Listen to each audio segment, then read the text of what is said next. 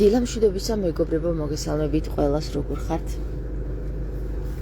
დღეს უნიკალური თემა მაქვს თქვენთვის, რომელიც ალბათ არასდროს არ მოგისმენიათ და პირველად ინკლუზიურად შემდგან გაიგებთ თუ რატომ სჭრიან თავს, რატომ აჭრიან თავს გაპარცულ კაცებს და რატომ სჯიან პლასტიკურად გადაკეთებულ ადამიანებს სასუფეველში. მოდი ვისაუბროთ ამ თემაზე. საინტერესო იქნება ალბათ თქვენთვისაც, ხო? თქვენ იცით, მეგობრებო, რომ როდესაც ადამიანი იბადება, მისი გარეგნული მონაცემები, ხომ? ყველაფერი დაწერილია სიცოცხლის წიგნში. აქედან გამომდინარე, ადამიანი, რომელიც პლასტიკურ ჩარევას აკეთებს ამა თუ იმ საკითხში, ხომ? თავის გარეგნობაში პლასტიკურ ჩარევას, მე არ ვამბობ მენტალურ ჩარევას. მენტალური ჩარევა სხვა საკითხია და ამაზეც ვისაუბრებ, გავაგრძელებ ამ ვიდეოს ბოლოში, მაგრამ ჯერ ვისაუბრებ პლასტიკური ჩარევის დროს, რატომ ისჯება ადამიანი. მაგალითად, მეგობრებო, დავიწყებ იქიდან, რომ მამაკაცების წვერის მოპარსვა რა შუაში არის დასჯასთან და შემდეგ რა შუაში არის გადაკეთებული ცხვირი, გადაკეთებული დუნდულები, გადაკეთებული ყრიმალები ადამიანებთან, განსაკუთრებით ქალბატონებთან, აი ამაზე გავაგრძელებ და მოდი დავიწყოთ მამაკაცების წვერით. თქვენ იცით, რომ მამაკაცის წვერი არის მისი გარეგნული მონაცემის ერთ-ერთი კომპონენტი. ესე იგი, თუ კი მამაკაცი მოიჭრის წვერს, მისი წვერის სახე იკარგება თავისი არსით. მაგალითად, თუ იგი წვერს შეიმოკლებს, ესე იგი, ჩვენ ვერ დავინახავთ თუ როგორი წვერის მატარებელია იგი. ყველა მამაკაცს თავისებური წვერის მოყვანილობა აქვს. დააკვირდით თქვენ ფრესკებზე, შეგიძლიათ დააკვირდეთ ნებისმიერი ფრესკა ძირითადად წვეტიანი წვერით მთავრდება ხოლმე წმინდანებთან. ასევე არსებობს ესეთი მოსაზრება, რომ პავლეს პეტრეს უბრალოდ ჰქონდა ძალიან ხშირი წვერი და ოთხკუთხედოვანი წვერი. აქედან გამომდინარე, მეგობრებო, ჩვენ ფრესკებზე, ანუ ფრესკად მცოდნე ადამიანები ვინც არიან, არქეოლოგებზე ვამბობ, მათ ეცოდინებათ, რომ ესა თუ ის ადამიანი თავისი გარეგნული მონაცემებით არის ასახული ამა თუ იმ ფრესკასა თუ ხატზე. და ეს არის მათი მაჩვენებელი სახე იმისა, თუ როგორი გარეგნობის იყო მამაკაცი თავისი წვერი თურთ. მამაკაცი უწვეროთ, მეგობრებო, ეს ყოველთვის იყო დასჯადი ფორმა მამაკაცისა ჩვენს წინაპრებში, ეს ოდითგანვე ასეთი ფორმა ქონდათ ჩვენს წინაპრებს, თუ კი მამაკაცი ჩაიდენდა რაიმე საქმის არამზადობას, ნახეთ, არ იყო მზად ჯერ მისი სული რაღაცა გამოცდისთვის და რა თქმა უნდა ჩაიდენდა ეს ამა თუ იმ სასირცხვილო და თავის მომჭრელ საკითხს, მაშინ მას წვერს აჭრიდნენ ხოლმე, მეგობრებო, და წვერის მოჭრის ფორმას ასევე ქონდა თავისი ნიშნები, მაგალითად თუ კი ულვაშებს გაგიპარსავდნენ, რაღაცა სპეციალური ცოდვა ქონდა ჩადენილი და თუ კი მთლიანად გაგპარსავდნენ, ესე იგი საშინელი ცოდვა ქონდა ჩადენილი და ასე შემდეგ, მეგობრებო, თავისი ნიშნები ქონდა ამას და გამოიცნობოდნენ ადამიანებს, მაგალითად დღეს როგორც არის, თუ კი მამაკაც სახეზე აქვს დანა დასმული ქურდულ წრეში, ყველა მიცის, რომ ის არის გამყიდველი, ხო? აი ესეთი საკითხები არსებობდა ყოველთვის, არა მხოლოდ ქართულ ისტორიაში, ჩვენს ისტორიაში, არამედ ეს იყო ოდითგანვე კულტურის საკითხია ეს, მეგობრებო, ადამიანებს თავიანთი როგორც ძაღლებს აქვს თავიანთი დანიშნულების ადგილებს, რომ იქ მიაშარდავენ ხოლმე, ხომ? იმიტომ რომ იქ მყოფი სხვა მაცხოვრებელი ძაღლები გააფრთხილოს, რომ აქ მე ვარ მნიშვნელოვანი, აქ მე ვარ დომინანტი, ხო?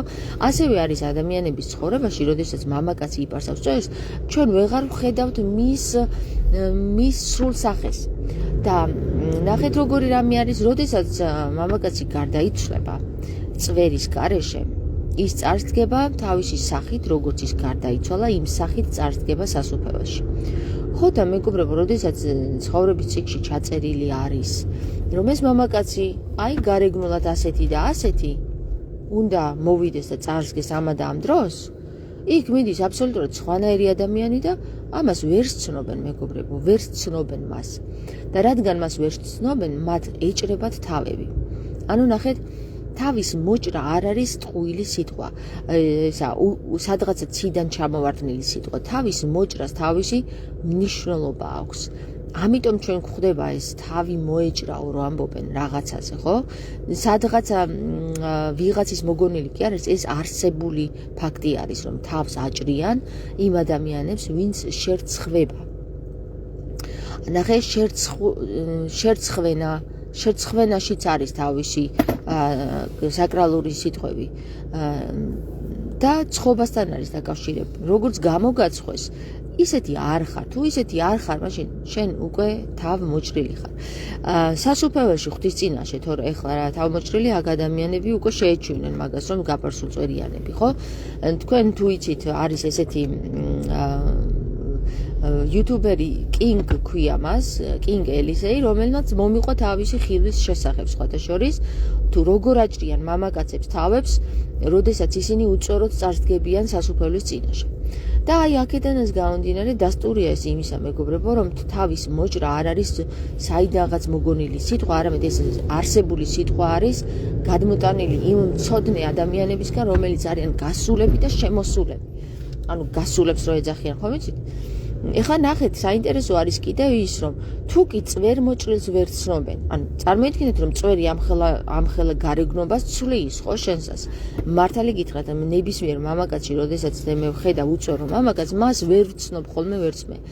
ანუ მე როდესაც მამაკაცს დავინახავ უწვეროს, მას ვერ ვიღებ როგორც მამაკაცს. ანუ შინაგანი ესეთი შეგრძნება მაქვს რა.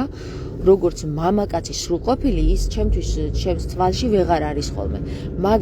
მაგრამ როდესაც მე მამაკაცს დავინახავ წვერიანს, აი ის მამაკაცი ჩემთვის ძალას წარმოადგენს, შინაგანად ასე ვგრძნობ ხოლმე და დანარჩენი ხა ინტუიცია ყველაზე მაგარი რაღაცაა, რომ იცოდეთ, ვისაც განვითარებული გაქვთ ინტუიცია, აი კინგით შემოგვიერთ და აგერ ისმენს ალბათ. ვისაც განვითარებული გვაქვს ინტუიცია, ეს ინტუიცია ბევრი ინფორმაციას გაწვდის, მომწოდებელია ინფორმაციის და ამიტომ გაიცანით თქვენს ინტუიციებს ხოლმე, შინაგან ხმას. ეხლა რაც შეეხება, კარგი, თუ კი მამაკაცის წვერი ამ გარეგნობას, ანუ წარმოიდგინეთ, მისი შეკვეცა გარეგნობას ცვლის, რა გარეგნობა შეცვლილი ადამიანებიც ყავს დღეს პლასტიკური ოპერაციის შემდეგ, აი ამ ადამიანებს თუ იცნობენ სასუფეველში, მე კითხვა მიჩნდება ხოლმე. ნეტავ იცნობენ ამ ადამიანებს სასუფეველში და თუ არ იცნობენ, მაშინ მათ რა მოელით? ყველა ადამიანი თავისი, აი პატარა თმის ღერს ვერ მოაწრობ, ხო? ქრისტე ამბობს, ღვთისნების გარეშეო, ხო? პატარა აი ადგილზე რომ შუბლზე, თვალზე, სადღაცა დაფარულ ადგილზეც რომ ხალი გაქვს, მასაც დიდი მნიშვნელობა აქვს სასუფეველში მოხვედრის დროს, იცით თქვენ? და თქვენ კიდე ადამიანები ხარ რომ ამბობთ რომ ვინ გაიგებს, მთავარია ჩვენ ვიყოთ ლამაზი და დავიმახინჯოთ თავები. აი დავიმახინჯოთ, ნახე, ხინჯი შევიტანოთო, გესმის? ის რაც ღმერთმა მოგცა, ხო? ღმერთი რასაც გაძლევს, შენ როგორიც იბადები, ის შენი სულის სარკე არის. შენი გარეგნობა არის შენი სულის სარკე. და როგორც კი შენს თავში ხინჯს ხედავ, ამის მოშორება გინდა, რა თქმა უნდა და უფრო უარესი ხინჯი შეგაქვს შენ სულიერ გამოცდილებაში. ეს ხინჯი არის ამ სიმახინჯის პლასტიკურად გადაკეთება, მოცილება, გესმის?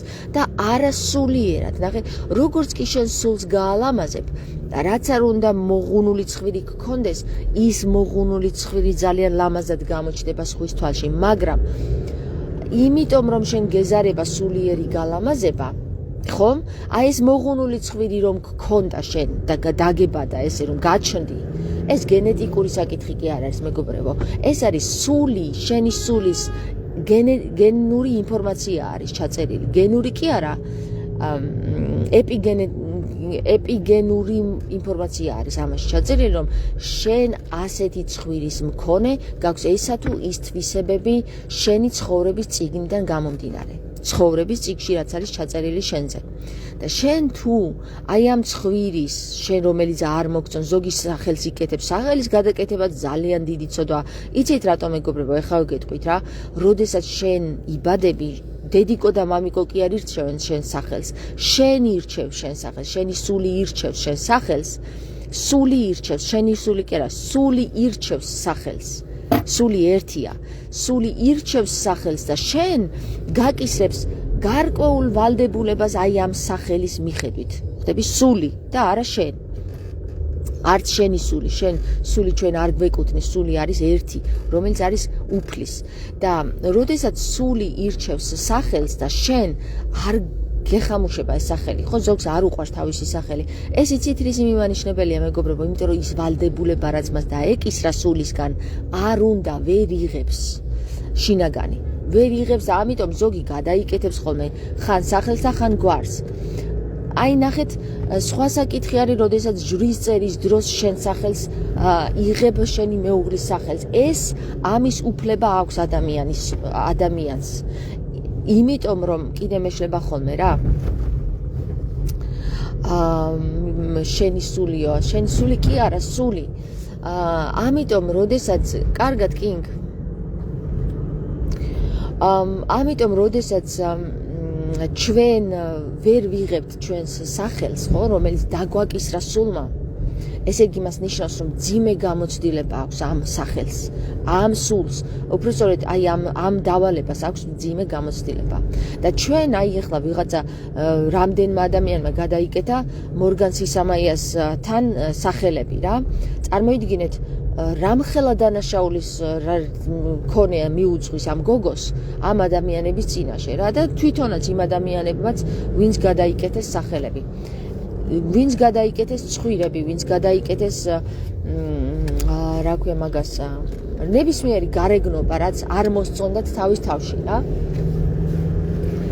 ამიტომ მეგობრებო, საინტერესო არის ერთი რამ რა.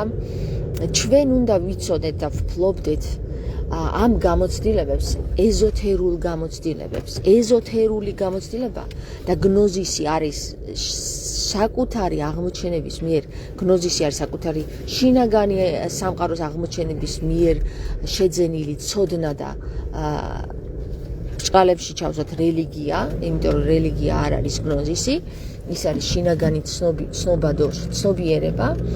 და ეზოთერიკა კიდე არის იმ სულიერი ეზოთერის ცოდნა, ეზოთერის იმ უხილავი სულიერის ცოდნა, რომელიც დატოვებული არის ჩვენი წინარე ერების მიერ. აი მაგალითად იმ ადამიანების მიერ, ვისაც ხილვა ქონდათ იმიერ სამყაროში. გესმით? ამიტომ მნიშვნელობას ანიჭებდნენ ჩვენი წინაპრები ასეთ ცოდნებს, თუმცა დღეს ეს ცოდნები ყველა აბსოლუტურად მოიპარეს. ის ჩვენი სახარებისეული ცოდნაც მოიპარეს. მაგალითად, ჩვენ დაკარგული გვაქვს უამრავი წერილი, როგორიც არის ეფუთის წიგნი, რომელსაც აზიის საპატრიარქო ზედ. ასევე დაკარგული გვაქვს ჩვენ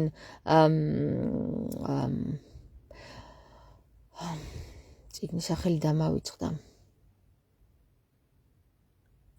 ჩვენ დაკარგული გვაქვს გამახსენდე.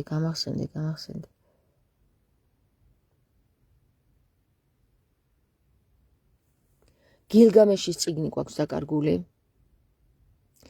ჩვენ გვაქვს კიდე ამ ორი ბუმბერაზი ესენი არიან წიგნები, რომლებშიც თითქმის ყველაფერი წერია, ეს არის ცხოვრებისეული წიგნი, ცხოვრების წიგნები არის ესენი. და ჩვენ ასევე დაკარგული გვაქვს უამრავი ის მონათხრობი წერილი, რომელიც დაწერა მაგდალინელმა, რომელიც დაწერა მარიამმა, რომელიც დაწერა სალომემ. აი ეს წიგნები, მეგობრებო, რომელიც ჩვენ წაგვართვეს, დაგვიკონსერვებს სადღაცა ბიბლიოთეკებში და მე ჩვენ გვეუბნებიან, რომ ადამიანები ჯერ არ არიან მზად ამ სულიერებისთვის, რომ მიეწოდოთ ეს ცოდნაო.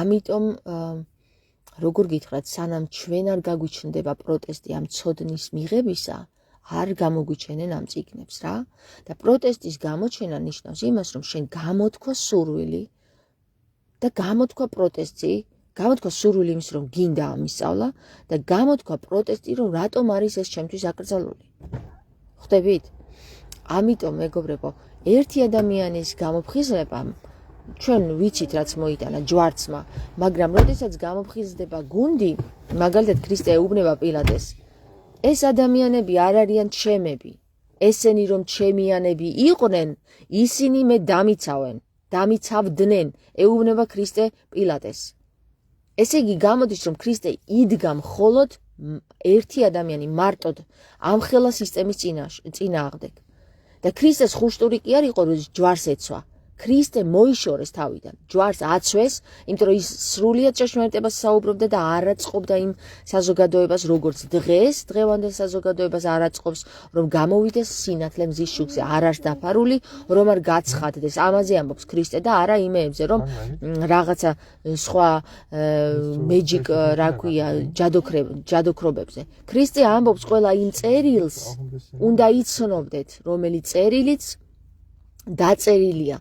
ამიტომ ნახეთ რას ამბობს ქრისტე ერთ-ერთ სინაგოგაში შედის და წააკითხებენ მას აირჩიო შენო ეს წერილებიო და აქედან წაიკითხო და ის გადახედავს რომელი წერილები უდევთ იმ სინაგოგაში და იტყვის ესეთ რამეს რა თავის მოწაფეს ეტყვის ხედავო რამდენი წერილი აკლია აქაურობასო აი ასე ეტყვის თავის მოწაფეს და რა არის იცით მეგობრებო ადამიანები იმდენად ჩაფლული არიან და გადასული არიან მონობაზე ნახეთ როგორ მონობაზე ფულის გამომუშავების მონობაზე რომ წავიდეს დილით გამოიმუშაოს ფული შევიდეს სახლში და ჭამოს საჭმელი აი ეს ორი რამე არის მათთვის ნიშნული ფული და კუჭი აი ეს ორი რამე რომელიც აშორებს ადამიანებს ცნობიერება თავიდან, ციდან, ანუ ცა და მიწა აღარ არის გაერთიანებული. ადრე იყო გაერთიანებული. ესე იგი, ცა და მიწა რას ნიშნავს? იცი, თვითონ ეს ცანი შუბლის არეში, რომელიც უნდა ცნო და გული, აი თვითონ ქრისტე რასაც ამბობს, გული გაიცანი შენიო, ხო? კუჭიდან ამოდი გულში ჯერ და გულიდან მე ადიხარ თავში. და თუ შენ ეს თავი და გული არ გააერთიან ერთმანეთთანო, რა გეუბნება ქრისტე, მაშინ არ გამოვა, ვერ მოიპოვებ სულსო. სული არ დაგიკავშირდება შენ, ვერ სულთან კავშირი ვერ გექნება. და სულთან კავშირი თუ გააქვს, მაშინ შენ აღარ გაინტერესებს მონურ სამსახურში ყოფნა, არამედ შენ გაინტერესებს მხოლოდ ერთი რამ, მომეცით წყარო, რომელიც არ დამპალა, ანუ მომეცით სუფთა წყარო, რუს თავში მიმიყვანეთ, გესმის? შენ რუს თავში წახვალ და არა რუს ბოლოში, ზღვაში კი არ ჩახვალ, შენ წახვალ რუს თავში, იმ წმინდა წყაროს წერილებთან მიხვალ, რომელიც დაკონსერვებულია დღეს. ხო და მეგობრებო, რა ვიცი, როგორ გითხრათ კიდე სხვანაირად ვერ გეტყვით მე, ერთადერთი მე შემიძლია გაგიზიაროთ ის ცოდნა, რაც მე გამაჩნია გნოზისის მიხედვით, ასევე მიხედვით წერილებიდან, მიუხედავად ის რომ წერილები აბსოლუტურად დამოკლებული, დამახინჯებული და გადმოკეთებული არის. ნუ ყოველ შემთხვევაში ადამიანს ვისაც თვალი აქვს გახსნილი შეუძლია გაიგოს რა არის ამ წერილში მართალი და რა არის ამ წერილში ტყუილი, ვისაც არ შეუძლია ის მას არ შეუძლია და ასე რომ თქვენ ერთადერთი თქვენი მოვალეობა არის ის რომ ეძებოთ ქრისტე და სად უნდა ეძებოთ ქრისტე რა გითხრა ქრისტემ მე ვარ ანი და ჰოე რომ გითხრათ ქრისტემ ანი და ჰოე ვარო სხვათა შორის მეგობრებო ქართულ ანბანზე დღეს ხშირად ვსაუბრობ და ანი და ჰოეს მეშვეობით გამეხსნა მე მთელი ეს ცოდნები იცით თქვენ მე რომ ქართული ანბანი გამეხსნა დღეს რომ 99% ქართველთა მოსახლეობის არ იცის რომ ჩვენ 33 ბგერა კი არა 40 ბგერა გაგვაჩნია და ამ თითოეულ 100 ბგერას რომ თავისი ძირეული დატვირთვა აქვს თავისი ფილოსოფიურ ეზოთერულ მეცნიერული თვალსაზრისით ხო და კიდევ მრავალი სფერო არსებობს რომელიც შემიძლია ჩამოვთვალო აი ამას სანამ ქართველი ერი არ მოითხოვს რომ გვასწავლეთ ანი და ჰოე რა არის მანამდე ჩვენ ვიქნებით ასეთი მეუფეების გავლენის ქვეშ, რომლებიც პლანეტებს დაახატავენ, ესე იგი, თავიანთ რეზიდენციაში და შემდეგ ამ პლანეტებს წარმოგვიდგენენ როგორც საუკეთესო მეუფე, ვის უნახავს ესეთი მეუფე, დალოცვილი ხარ მეუფე და შენ რომ ენოქის წიგნი წაკითხული ქონდეს, ნახავ ვის ემსახურება ეს მეუფე. რომ დაცემული პლანეტები, რომ ყველა პლანეტა მზისა და მთვარის გარდა დაცემული ანგელოზების სიმბოლოებად არიან წარდგენილი. იცოდეთ და ცოდნა არის ის, რასაც გთხოვს უფალი. ანი და ჰოეო გეუბნება. შეკვეცილია ეს ანი და ჰოე დღეს. შეკვეცილია ახლა როგორც დავიწყე მე საუბარი ხომ, წვერები აქ მოჭრილი ანი და ჰოეს. რატომ? იმიტომ რომ აქ აკლია უმნიშვნელოვანესი ასობგერები, როგორიც არის იოტა, ჰოე, ხარ, ურფონ, ალი. გესმით? ხომ გესმით? ამიტომ მეგობრებო, გისურვებთ, ვისაც გაინტერესებთ ქართული აღდგენილი ამბანი, ჩემს Facebook გვერდზე პირველივე ინფორმაციაა დაპინული მაქვს, ეგ ყველაზე მაღლა ეს ინფორმაცია, ქართული ანბანები არის იქ ჩამოთვლილი რა და დავათის სტელას მიხედვით აღდგენილი ქართული ანბანი, რომელიც 40 ასობგერის წარმომადგენელია, ხო? აი ეს ანბანი ჩამოტვირთეთ და ამის მიხედვით იმუშავეთ.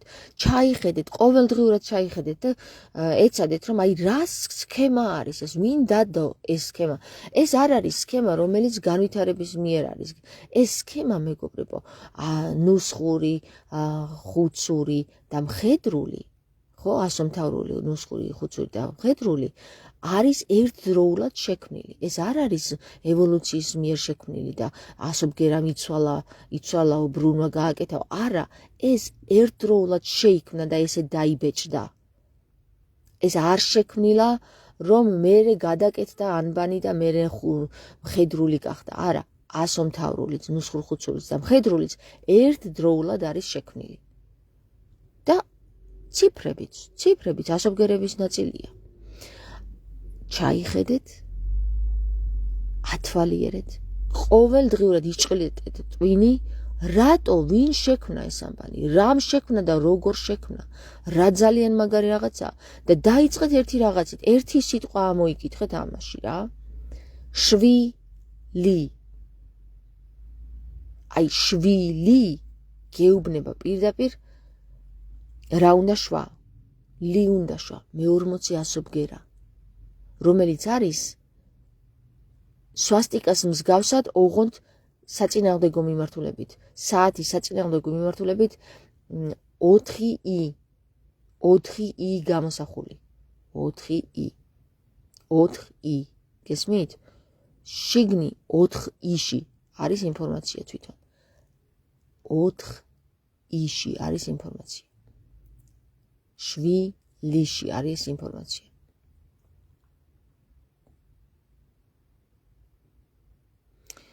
ეხლა რომ გისმეთ იმდენი რამე არ მცოდნია და ისე მიცხოვრე პირველი ჯოჯოხეთი ჩემთვის ყოფილა.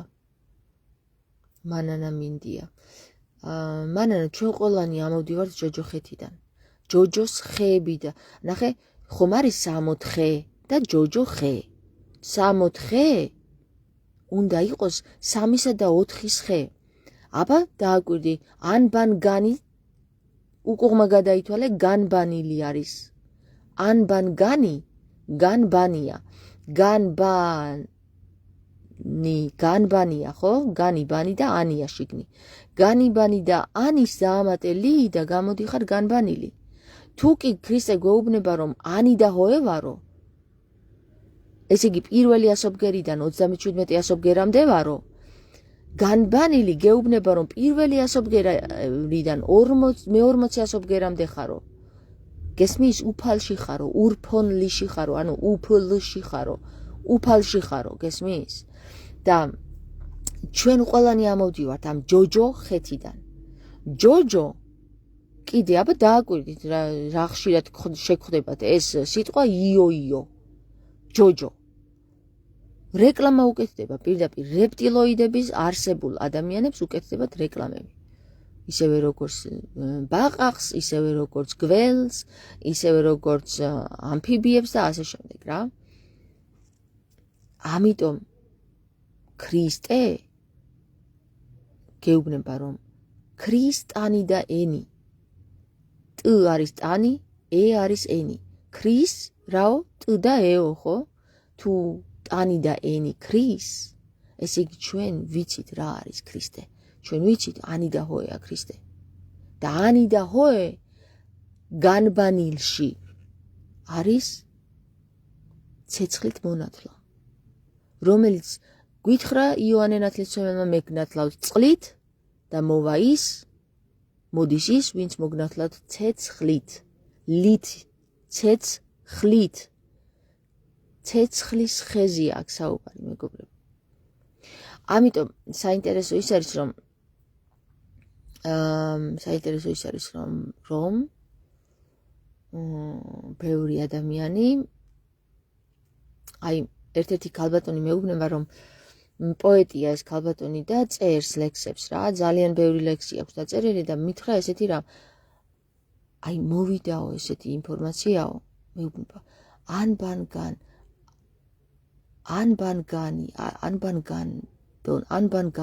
ანბანგანდონ მეუბნებაო და ხვდები რომ რაღაცას მეუბნებაო მაგრამ ვერ ვიგებ რას მეუბნებაო გესმის რომ ან როგორც ახლა პოეტებს ვინც წერს საერთოდ მოსდით ეს ინფორმაციები ზეციდან პირდაპირ რა სხვანაირად პოეტი ვერ იქნები და როდესაც მოდის ეს ანბანგანდონ ანუ მოდის ლექსის სახით მაგრამ ვეღარ ავითარებ იმიტომ რომ შენ არ იცი კოდი არ გაქვს რას ნიშნავს ეს ანბანგანდონ ხო მაგრამ შეიძლება აი მე ჩემთან როგორც მოვიდა ხო 2014 წელს მოვიდა ეს ლექსი მითხრა ანბანზე და მე 2020 წლამდე მე ვერაფერი ვერ გავიგე ანბანის შესახებ საერთოდ ვერაფერი წარმოგიდგენთ 6 წელი დამჭირდა მომწიფებისთვის ხილვაშია ეს ხილი რომ მოგეცა ხო როდესაც გეძლევა ხილი შენ ხილულად გეძლევა ის რაც არსებულია მაგრამ როდესაც არ გეძლევა ხილი შენ ჯერ ხარ ბრმა ან ხარ ხილული ან ხარ ბრმა ბანი რაე ბრმა ბანი რაე მანი ანუ მხოლოდ მოლაპარაკე ხარ შინაარსობრივად შენ არ იცი ამის მნიშვნელობები მაგრამ ლაპარაკი შეგიძლია ბანის გამოცემა შეგიძლია კი ახლა მეგობრებო დაგემშვიდობებით და გისურვებთ საუკეთესო ანბანების განბანებას განბანე ანბანი უпросторет ანბანს ვერ განბან განიბანენით აქაც იგივე ბანანთან მივდივართ ბანანი არის იცით რომელიც გახდა უკვე შემსვლელი სასუფეველში შემსვლელი ხილის სახელი არის ბანანი გამომსვლელი არის ვაშლი ასე რომ ნუვშლით განვიბანოთ გემშვიდობებით ახლა გისურვებთ საუკეთესო დღეს შეიძლება კიდევ შემოგიერთეთ ან ვერ შემოგიერთეთ მიდივარ არაჩვეულებრივ ადგილზე ელიას მთაზე ავალთ მეგობრებო დღეს თუ ელიას მთაზე იყო დაჭერა იქიდან გადმოგცემთ მე ლაივს თუ არა და ვერ გადმოგცემთ აბა კარგად